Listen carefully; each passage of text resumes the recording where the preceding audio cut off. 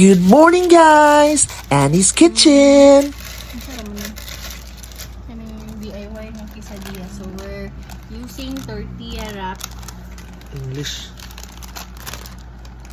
Englishira mo ka tam. Englishira nga straight.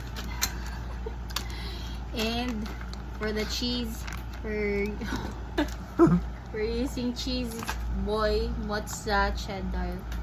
Barato lang ni siya guys. Sa NCCC lang ni napalit. Almost 200 lang ni siya.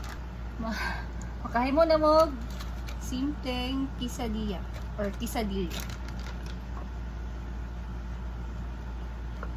So, 2 kinds of cheese. Mozza. So, whatever. Ano ba no? Alam itong na-price mo. Yan mo to no. Ang gamit ano. Wala may gitong ano. Wala na kayo butang na meat? Arla. Wala man tayo meat. So, kana lang sa atong poog ka ng kuan good quesadilla ba niya. Naman tayo tortilla wrap. Sila na sa to ang air fryer. Each side kay kuan na to og mga 8 minutes ko. Man, gabol. Shout out cheese boy. Ano? Sana siya?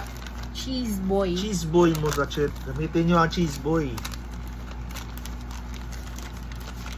Pero kung gusto dyan mo ka ng lami nga cheese guys kay Arla gid na brand ang lami. Arla nga brand. Pero sa kay kuha lang man ta ka ng purita lang man ta so kana lang. Kani, Marby Tortillas Mexican Wraps. King sa atong tortilla nga sana maluto kan sa tag kamot.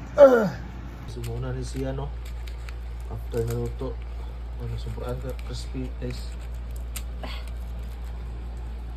Hot.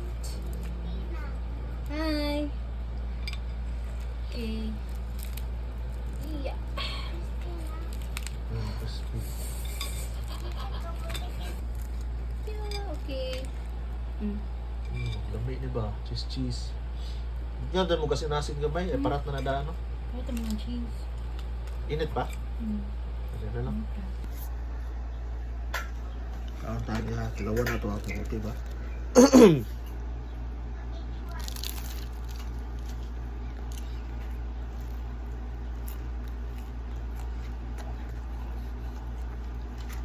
Nami sa akin, malsahan mo ang cheese. Nami ang cheese. Sagol ba? Cheese. Kami nga cheese. Nami ang cheese. Kaya, mozzarella o cheddar.